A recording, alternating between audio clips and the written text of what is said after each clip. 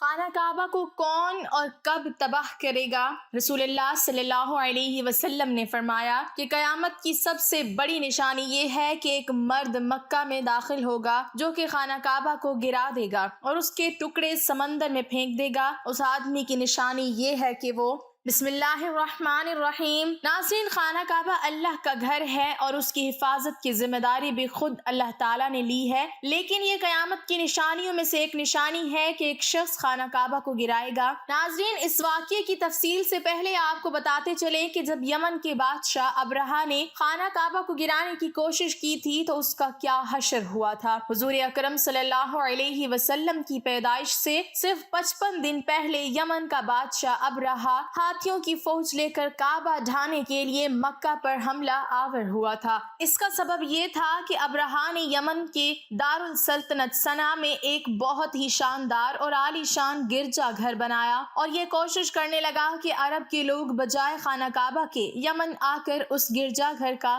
حج کیا کریں۔ جب مکہ والوں کو یہ معلوم ہوا تو قبلہ کنانہ کا ایک شخص غیظ و غضب میں جل بھن کر یمن گیا اور وہاں کے گرجا گھر کو پاخانہ کر کے اس کو نجاست سے لت پت کر دیا۔ جب ابرہہ نے یہ واقعہ سنا تو وہ طیش میں آپے سے باہر ہو گیا اور خانہ کعبہ کو ڈھانے کے لیے ہاتھیوں کی فوج لے کر مکہ پر حملہ کر دیا اور اس کی فوج کے اگلے دستے نے مکہ والوں کے تمام اونٹوں اور دوسرے مویشیوں کو چھین لیا۔ اس میں 200 یا 400 اونٹ عبد المطلب کے بھی تھے۔ حضرت عبد المطلب کو اس واقعے سے بڑا رنج پہنچا، چنانچہ آپ اس معاملے میں گفتگو کرنے کے لیے اس کے لشکر میں تشریف لے گئے۔ جب ابرہہ کو معلوم ہوا کہ قریش کا سردار اس سے ملاقات کرنے کے لیے آیا ہے تو اس نے آپ کو اپنے خیمے میں بلا لیا، اور جب حضرت عبد المطلب کو دیکھا کہ ایک بلند قامت، رعبدار اور نہایت ہی حسین و جمیل آدمی ہے جن کی پیشانی پر نور نبوت کا جاہ و جلال چمک رہا ہے، تو صورت دیکھتے ہی ابرہہ مرعوب ہو گیا اور بے اختیار تخت شاہی سے اتر کر آپ کی تعظیم و تکریم کے لیے کھڑا ہو گیا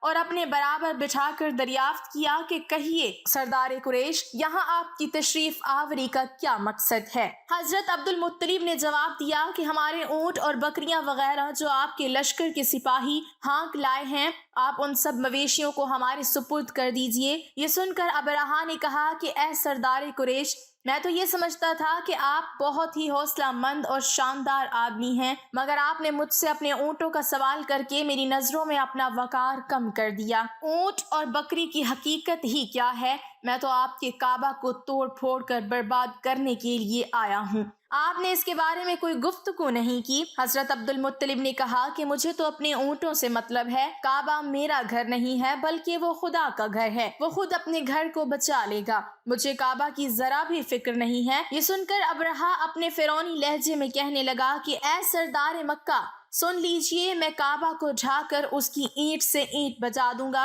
اور روئے زمین سے اس کا نام و نشان مٹا دوں گا، کیونکہ مکہ والوں نے میرے گرجا گھر کی بڑی بے حرمتی کی ہے، اس لیے میں اس کا انتقام لینے کے لیے کعبہ کو مسمار کر دینا ضروری سمجھتا ہوں۔ حضرت عبد المطلب نے فرمایا کہ پھر آپ جانیں اور خدا جانے میں آپ سے سفارش کرنے والا کون؟ اس گفتگو کے بعد ابرہہ نے تمام جانوروں کو واپس کر دینے کا حکم دے دیا اور عبد المطلب تمام اونٹوں اور بکریوں کو ساتھ لے کر اپنے گھر چلے آئے اور مکہ والوں سے فرمایا کہ تم لوگ اپنے اپنے مال مویشیوں کو لے کر مکہ سے باہر نکل جاؤ اور پہاڑوں کی چوٹیوں پر چڑھ کر اور دروں میں چھپ کر پناہ لو۔ مکہ والوں سے یہ کہہ کر پھر خود اپنے خاندان کے چند آدمیوں کو ساتھ لے کر خانہ کعبہ میں گئے اور دروازے کا حلقہ پکڑ کر انتہائی بے قراری اور گریہ و زاری کے ساتھ دربار باری میں اس طرح دعا مانگنے لگے کہ اے اللہ، بے شک ہر شخص اپنے اپنے گھر کی حفاظت کرتا ہے، لہٰذا تو بھی اپنے گھر کی حفاظت فرما اور سلیب والوں اور سلیب کے پجاریوں یعنی عیسائیوں کے مقابلے میں اپنی اطاعت اشاروں کی مدد فرما۔ حضرت عبد المطلب نے یہ دعا مانگی اور اپنے خاندان والوں کو ساتھ لے کر پہاڑ کی چوٹی پر چڑھ گئے اور خدا کی قدرت کا جلوہ دیکھنے لگے۔ ابرہہ جب صبح کو کعبہ ڈھانے کے لیے اپنے لشکر جرار اور ہاتھیوں کی قطار کے ساتھ آگے بڑھا اور مقام مغمس میں پہنچا تو خود اس کا ہاتھی ہاتھی جس کا نام محمود تھا ایک دم بیٹھ گیا، ہر چند مارا اور بار بار للکارا مگر ہاتھی نہیں اٹھا۔ اسی حال میں قہر الہی ابابیلوں کی شکل میں نمودار ہوا اور ننھے ننھے پرندے جھنڈ کے جھنڈ جن کی چونچ اور پنجوں میں تین تین کنکریاں تھی سمندر کی جانب سے حرم کعبہ کی طرف آنے لگے۔ ابابیلوں کے ان لشکروں نے ابرہا کی فوجوں پر اس زور و شور سے سنگ باری شروع کر دی کہ ان کی آن میں ابرہا کے لشکر اور اس کے ہاتھیوں کے پرخچے اڑ گئے۔ ابابیلوں کی سنگ باری خداوند قہار و جبار کے قہر و غضب کی ایسی مار تھی کہ جب کوئی کنکری کسی فیل سوار کے سر پر پڑتی تھی تو وہ اس آدمی کے بدن کو چھیدتی ہوئی ہاتھی کے بدن سے پار ہو جاتی تھی۔ ابرہا کی فوج کا ایک آدمی بھی زندہ نہیں بچا اور سب کے سب ابرہا اور اس کے ہاتھیوں سمیت اس طرح ہلاک و برباد ہو گئے کہ ان کے جسموں کی بوٹیاں ٹکڑے ٹکڑے ہو کر زمین پر بکھر گئیں۔ چنانچہ قرآن مجید کی سورۃ فیل میں خداوند قدوس نے اس واقعے کا ذکر کرتے ہوئے ارشاد فرمایا، یعنی اے محبوب کیا آپ نے نہ دیکھا کہ آپ کے رب نے ان ہاتھی والوں کا کیا حال کر ڈالا؟ کیا ان کے داؤں کو تباہی میں نہ ڈالا اور ان پر پرندوں کی ٹکڑیاں بھیجیں تاکہ انہیں کنکر کے پتھروں سے ماریں تو انہیں چبائے ہوئے بھس جیسا بنا ڈالا۔ جب ابرہا اور اس کے لشکروں کا یہ انجام ہوا تو عبد المطلب پہاڑ سے نیچے اترے اور خدا کا شکر ادا کیا۔ ان کی اس کرامت کا دور دور تک چرچا ہو گیا اور تمام اہل عرب ان کو ایک خدا رسیدہ بزرگ کی حیثیت سے قابل احترام سمجھنے لگے۔ تو ناظرین اب آپ کو اس واقعے کے بارے میں بتاتے ہیں جو قیامت کے نزدیک پیش آئے گا اور جس کے بارے میں حضرت محمد مصطفیٰ صلی اللہ علیہ وسلم نے فرمایا تھا۔ اللہ پاک کا آپ صلی اللہ علیہ وسلم پر خاص کرم یہ ہے کہ آپ صلی اللہ علیہ وسلم کو اللہ پاک نے تمام علوم عطا فرمائے جن کا تصور ہمارا انسانی ذہن کبھی نہیں کر سکتا۔ جو بات ہمارے نبی صلی اللہ علیہ وسلم نے فرما دی وہ پوری ہو کر رہے گی۔ اللہ پاک ارشاد فرماتے ہیں اور وہ کوئی بات اپنی خواہش سے نہیں کرتے، وہ تو نہیں مگر وہی جو انہیں کی جاتی ہے۔ اللہ کے علم کے سمندر کے مقابلے میں نبی اکرم صلی اللہ علیہ وسلم کا علم ایک قطرہ ہے، مگر آپ صلی اللہ علیہ وسلم کا یہ قطرہ تمام مخلوق کے لیے ایک سمندر کے برابر ہے۔ یہ بات سچ ہے کہ ہم آپ صلی اللہ علیہ وسلم کے علم کے بارے میں اندازہ نہیں لگا سکتے۔ اللہ کی ذات تو بہت ہی وسیع ہے، ہم اس کا اندازہ کس طرح لگائیں گے؟ آپ صلی اللہ علیہ وسلم نے اپنے سے پہلے گزرے ہوئے انبیاء کرام اور ان کی امتوں کے ساتھ آنے والے وقتوں کے بارے میں بھی اپنی امت کو آگاہ کر دیا۔ محدثین اور مفسرین کا کہنا ہے کہ جب قیامت قریب آنے والی ہوگی تو خانہ کعبہ کو گرائے جانے کا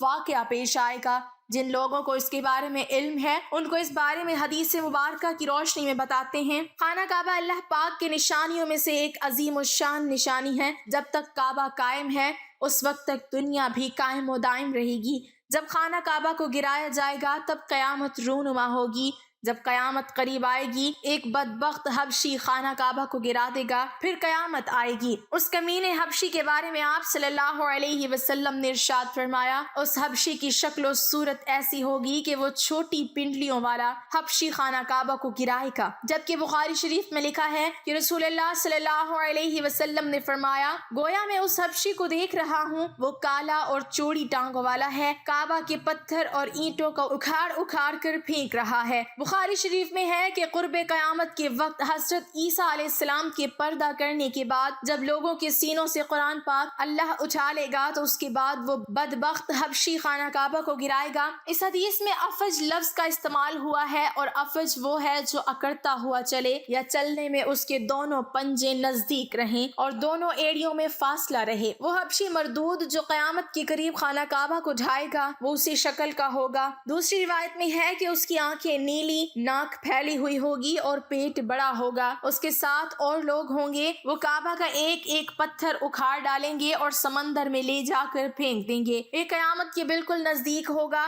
یہاں یہ بات بھی ذہن نشین رہے کہ ان قیامت کی نشانیوں سے متعلق روایات میں چند ایک معاملات و شخصیات کو چھوڑ کر ان کا ظاہر ہونے کا وقت، حالات و شخصیات و اقوام عالم کا معاملہ کافی نامعلوم ہے اور واضح نہیں ہے کہ اس پر کوئی حتمی رائے دی جا سکے کہ کب کون کیسے خروج کرے گا وغیرہ۔ آج کل کے سیاسی تناظر میں لوگ اور اکثر علماء کرام بھی یہ سمجھ رہے ہیں کہ بس قیامت صرف چند سالوں یا دہائیوں میں آنے والی ہے، کعبہ اور مسجد نبوی کو حبشی جنگجو تباہ کریں گے اور یہ خود زمین میں دھس جائیں گے۔ آئندہ چند سالوں میں امام مہدی اور حضرت عیسیٰ علیہ السلام کا نزول ہو جائے گا، برمودا ٹرائی اینگل سے دجال نمودار ہوگا اور فتنہ پھیلائے گا، یہودیوں، عیسائیوں اور مسلمانوں کی آپس میں جنگ ہوگی جو بس چند دن کی دوری پر ہے۔ حقیقت یہ ہے کہ یہ سب کیا صحرائیاں ہیں جو سادہ لوح و عوام الناس کو محفوظ کرنے اور عمل و جہاد سے دور کرنے کے لیے کی جاتی ہیں۔ اگر گہری نگاہ سے دیکھا جائے تو بڑے بڑے فتنے تو کئی صدیاں پہلے سے ہی رونما ہونے شروع ہو گئے تھے۔ کتنے ہی لوگوں نے مہدی ہونے کا ڈرامہ رچایا، کتنی ہی دفعہ مسلمان اور یہود و نصارہ میں بڑی جنگیں ہوئیں، کتنی مرتبہ قبلہ اول فتح ہوا، کتنی مرتبہ قبلہ اول پر یہودیوں کا قبضہ رہا، کتنی مرتبہ دجال نما انسان پیدا ہوئے، لیکن ان کا ذکر قرب قیامت کے سلسلے میں نہیں ہوتا۔ صرف 20ویں اور 21ویں صدی کے سیاسی معاملات و واقعات کو ہی قرب قیامت سمجھ لیا جانے لگا ہے، جبکہ نبی کریم صلی اللہ علیہ وسلم کے ایک فرمان کے مطابق آپ کی وفات کے بعد کا سارا زمانہ قرب قیامت ہی ہے، چاہے کتنی صدیاں بیت جائیں۔ لہٰذا علماء کو چاہیے کہ آج کل کے سیاسی پروپیگنڈے سے متاثر ہو کر ان عوام الناس کو محفوظ کرنے کی بجائے ان نیک اعمال و جہاد فی سبیل اللہ کی ترغیب دیں۔ اللہ تعالیٰ سے دعا ہے کہ اللہ ہمیں نیک کام کرنے کی توفیق دے اور برائیوں سے دور رہنے کی ہمیں ہمت و توفیق عطا فرمائے، آمین۔ ناظرین، کمنٹ باکس میں اللہ تعالیٰ کے 99 ناموں میں سے ایک نام ضرور ٹائپ کریں۔